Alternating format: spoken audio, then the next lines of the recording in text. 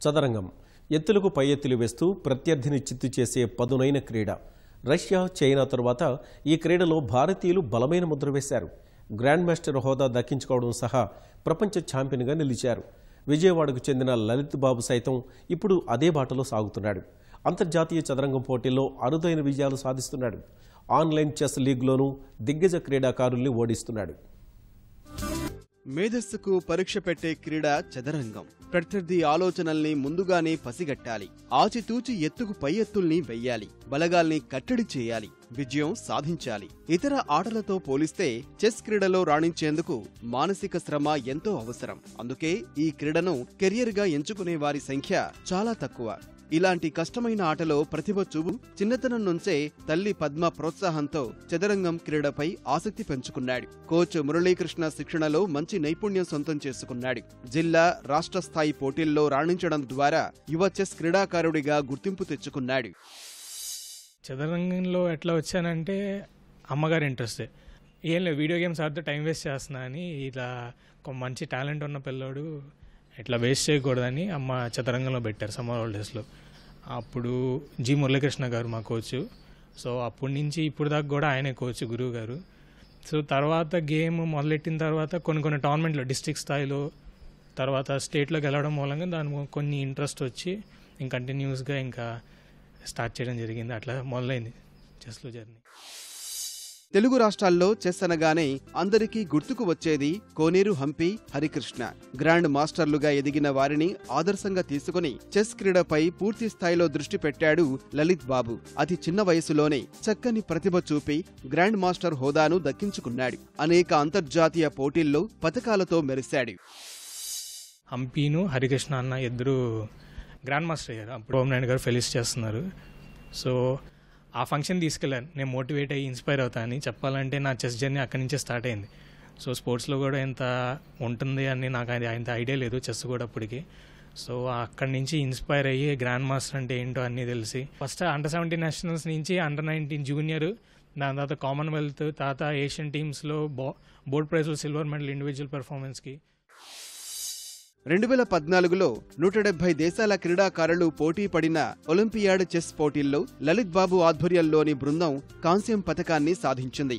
54 ఏళ్లలో తొలిసారి దేశానికి పతకం అందించింది. ఈ నెల 13 నుంచి 20వ తేదీ వరకు చైనాలో జరిగిన షాంఘై అంతర్జాతీయ చెస్ ఛాంపియన్షిప్లో లలిత్ బాబు పాల్గొన్నాడు. ప్రపంచ దేశాల నుంచి అంతర్జాతీయ ఆటగాళ్లతో బరిలో నిలిచాడు. 9 రౌండ్లకు 7 పాయింట్లు సాధించి విజేతగా నిలిచాడు. అరుదైన విజయాన్ని తన ఖాతాలో వేసుకున్నాడు. చెస్ ఒలింపియాడ్ ఒకటి జరుగుతుంది, 2014లో జరిగింది అది. సో దాంట్లో ఫస్ట్ ఎవర్ 54 ఇయర్స్లో ఇండియాకి ఫస్ట్ బ్రాంజ్ మెడల్ వచ్చింది. సో అదొకటి. నెక్స్ట్ రీసెంట్గా నేను కరెంట్ నేషనల్ ఛాంపియన్, అలాగే current rapid champion, blitz champion. So రీసెంట్గా జరిగిన షాంఘై ఇంటర్నేషనల్ ఓపెన్ కూడా అక్కడికి వెళ్ళడం అనేది చాలా సంతోష విషయం. అదే వెరీ స్ట్రాంగ్ టోర్నమెంట్ కూడా అది. So I'm very happy. ఇప్పటికే పలు జాతీయ, అంతర్జాతీయ పతకాలు సాధించిన లలిత్ రోజుకు 15 గంటల పాటు చెస్ సాధన చేస్తాడు. ఆన్లైన్లో చదరంగం ఆడుతూ మెళకువలు నేర్చుకుంటున్నాడు. ఇటీవలే ప్రారంభమైన ఆన్లైన్ చెస్ లీగ్లోనూ ఢిల్లీ డైనమైట్ తరపున ఆడుతున్న లలిత్ ప్రపంచ ఛాంపియన్ కార్ల్సన్ను సైతం ఓడించి ప్రతిభ చూపాడు. ఉత్తమ క్రీడాకారుడిగా గుర్తింపు తెచ్చుకున్నాడు. ఆన్లైన్లో అది గెలవడం, ఒక వరల్డ్ ఛాంపియన్తో ఆడే ఆ ప్లాట్ఫామ్ క్రియేట్ చేయడం అనేది ఒక వినూత్నమైన ఐడియా. అంటే మిగతా స్పోర్ట్స్ చూసుకుంటే చాలా లీగ్స్ ఉన్నాయి. మిగతా క్రికెట్కి కానీ ఐపీఎల్ లాగే ఇలా బ్యాడ్మింటన్కి ఉన్నాయి, కానీ చెస్కి మాకు లీగ్ లేదు. సో ఒక ఇన్నోవేటివ్ ఐడియాగా చెస్ స్పెక్టేటర్ స్పోర్ట్ కాకపోవడం ఆన్లైన్లో ఎక్కువ మంది చూస్తారు కాబట్టి ఆన్లైన్లో లీగ్ తయారు చేయడానికి వాళ్ళు చేశారనమాట ఒక వినూత్నంగా. సో దాంట్లో నేను ఢిల్లీ డైనమైట్స్ తరపున మ్యాగ్నస్ కార్ల్సన్తో ఆడడం జరిగింది. సో అత ఆడడమే గ్రేట్ ఆపర్చునిటీ. సో గెలవడం అనేది ఇంకా I felt very happy at that moment.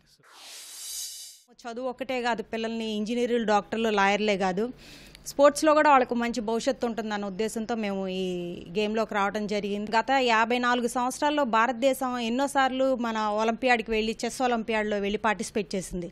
ఇన్ని సంవత్సరాల్లో 2014 ఆగస్టులో ఫస్ట్ టైం మన భారతదేశానికి ఒలింపియాడ్లో బ్రాంజ్ మెడల్ సాధించగలిగిన ఘనత లలిత్ వాళ్ళ టీం వెళ్ళిందండి. 5గురు వెళ్తారు మన భారతదేశాన్ని రిప్రజెంట్ చేస్తూ.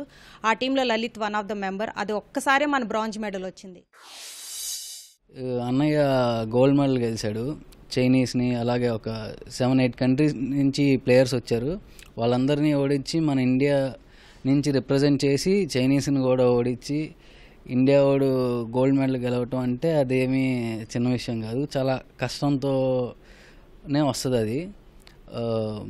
సో అది మంచి గ్రేట్ అచీవ్మెంట్.